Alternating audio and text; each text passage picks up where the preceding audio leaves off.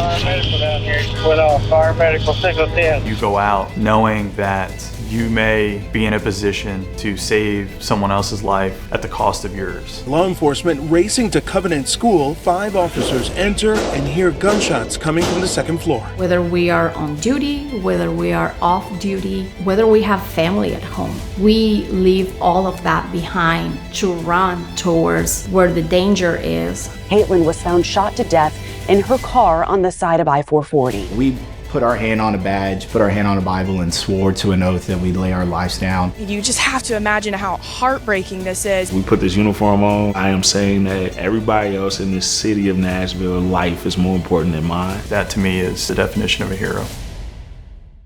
I hear another shot. You did? I'm hearing more shots. Yes, please hurry, I'm hearing you. They're coming, they're coming.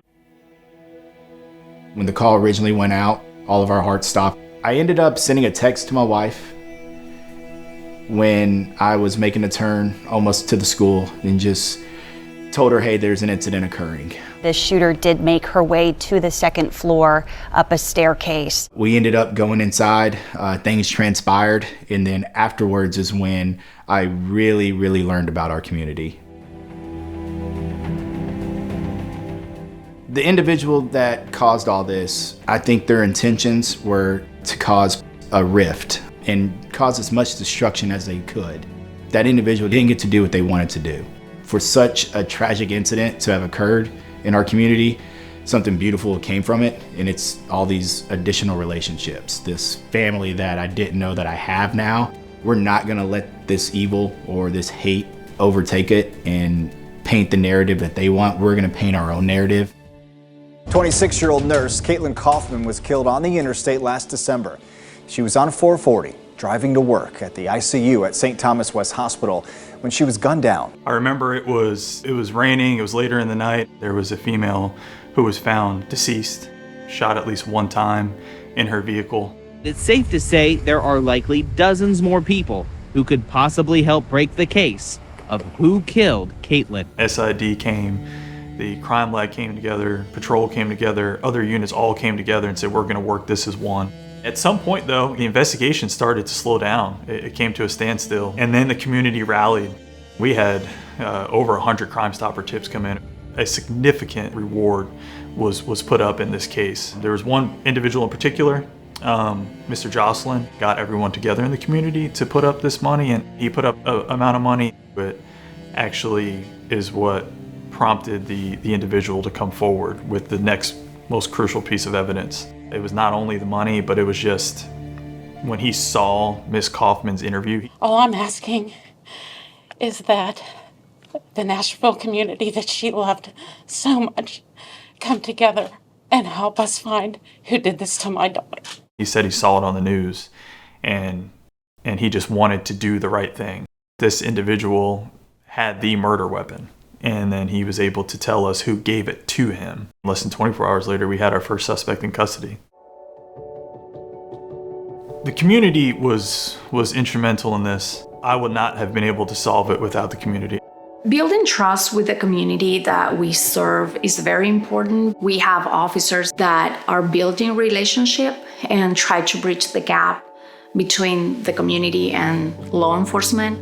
When I work with vice officers and FBI agents on human trafficking cases that were happening in Nashville, it was very important for me as a #1 immigrant and Latino female to be able to assist these women, because the very first thing that they see when somebody is trying to rescue them out of slavery is like these police officers that are 6'3", 6'5", they're really big people, they're male, and there's that trust that has been broken from all these other male that put these women in that situation. We believe that the community is our eyes and ears. They're the ones that know what's going on in their community, and just being able to build that trust so that they can call us whenever they need us, it's big. I don't know what the address is. I work at Skirmalhorn Symphony Center, and it was close to the AT&T building. There was a big explosion. I just see orange, and then I hear a loud boom. And as I'm stumbling, because it rocked me that hard, I started stumbling. I just tell myself to stay on your feet, stay alive.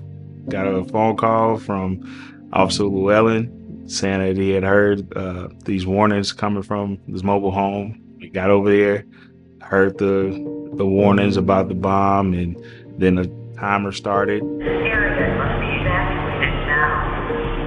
If you can hear this message, evacuate now. I broke off from everybody else, went to my patrol car, and I got my heavy plates, which is what we wear for when we feel we're gonna be engaged by gunfire. I'm walking back toward the other officers, and I get into the intersection. Clearly hear God tell me to turn around, so I pause for a second. And when I turn around, I walk away, and a few seconds later, the bomb went off.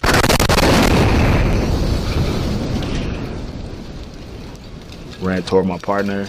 She saw me walking toward her, and then she saw a ball of orange, and then she no longer saw me. She was shocked that I was still alive because she felt like I died. Once I got by myself, all of the what could-haves started to hit me. All the emotions from the possibility of passing away and, my kids losing their father, my wife losing her husband. But when we responded to it, the only thing I was thinking about was getting those people out of the building. A hero is somebody who shows up regardless of what people may say about them, what they may think about them, and putting their lives on the line for them. We are the ones that always run towards the issue when everybody else is trying to run away from it. We're going to do everything we can because this is what we do. We're not letting hate win.